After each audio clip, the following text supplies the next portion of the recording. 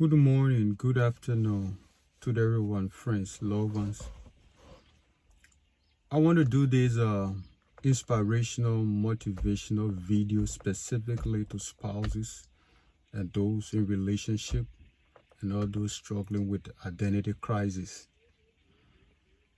especially as a tribute to my 17th wedding anniversary celebration tomorrow, July 3rd.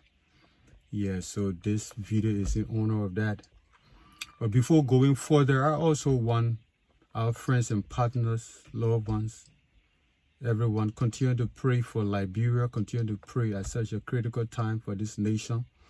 Of course, I'm wearing my Hope for Liberia t-shirt with my Liberia scarf because I've always have a positive mindset for my country despite the negativity and all the news of discouragement that we hear around. But I still believe that there's still hope for Liberia. That's why we do the things we do the ministry the way we do it. We keep serving our people, community, and the nation. So please remember Liberia in your prayer earnestly. And of course, on July 6th, Hope for Liberia International will be doing an online prayer, Zoom prayer, at 11 p.m. Liberia time. So I want to talk about dealing with identity crisis. And I want to do this. It's not that I have always gotten everything together, everything okay, everything perfect. But I have come to learn a lot through the laboratories of life. And from those experiences, they all help to continue to make me better and strive to be better each day in terms of relationship and how I treat people. And also I want to recognize, especially this lesson, this teaching that was inspired by all my rabbis at the Jewish Learning Institute. And, all the rabbis that I follow and the teaching are just so much amazing and rich. So we want to talk about dealing with identity crisis. God tells Abraham in Genesis 22, go and sacrifice thy son, thy only son Isaac, whom thy love. It's the first time the word appears in the scripture. It's in connection with relationship and sacrifice. And then in Genesis 24, it says Isaac loved his wife Rebekah. Abraham loved Isaac, so Isaac loved his wife Rebekah. Very interesting. But here it is. The major reason why people find it difficult in dealing with relationships issue is that they don't really respect and appreciate their core identity. People find it difficult in dealing with relationship issues because they have not come to the place of respecting, appreciating, and accepting their core identity. They're still struggling with identity issues. When people don't respect and appreciate their own identity, they can never have love for others because they are incapable of suspending themselves and creating space for others. Until you can come to the place of appreciating your core identity, respecting yourself and loving who God made you to be, you are incapable of creating space by suspending yourself. And every time you in relationship, when you suspend yourself, you create a space that enables you to love others. But until you can have appreciation and respect for your own identity, you are incapable of suspending yourself and creating that space. As a result, barriers are set up that create tension. And you know what? In that case, because you're capable of suspending yourself and creating space that allow for you to love others, you are always trying to fill a bottomless pit, an endless void in order to fuel your own value.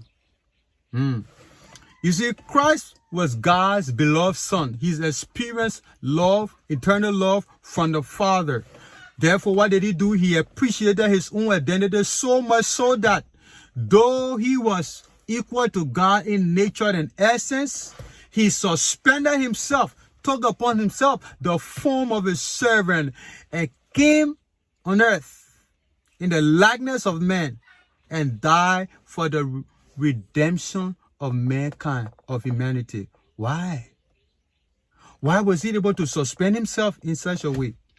Why are people always searching for validation and recognition? Why do you need to fill that void? Why do you need someone to tell you that you are lovable, you are okay, and you are worthwhile? Because you feel like you don't have it on your own, right? You don't feel it. And that's why you are looking up to others to fill that void. I'm too shy. I'm too bull. I'm too short. I'm too fat. I'm too slim. I'm too dark. I'm too light.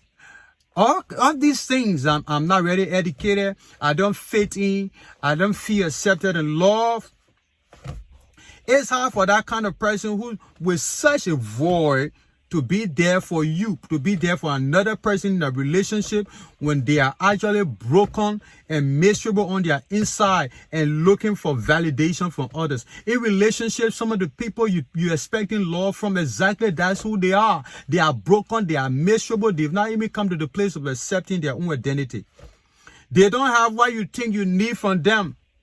And that's why the fighting is always about. That's why you keep fighting. Every time they come around you, what you expect from them, they don't have it. How do you handle that? You have to bring yourself into a wholesome space and allow you to be there for others. A wholesome space that allows you to be there for yourself first.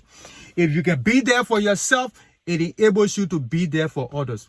That wholesome space is love unconditional. You can't find it outside of yourself. Isaac could only love because he's been loved by Abraham. He could love Rebekah because he's been loved by Abraham. Rebekah could love Jacob because she's been loved by Isaac. Jacob could love Rachel because he's been loved by Rebekah.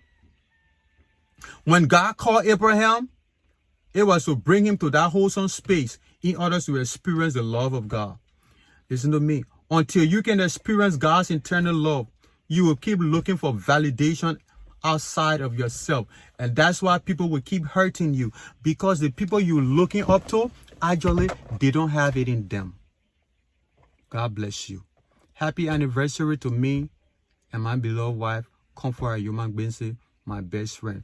And all those out there who are struggling with identity crisis, who are looking up to others, it's not in them. Because some of them people you look at on the outside, they broken on the inside. If you only knew what they go through, you will get on the knees, you pray for them. But God's eternal love can make the difference in your life. It can give you your true identity. God bless you. Have a wonderful, God bless day.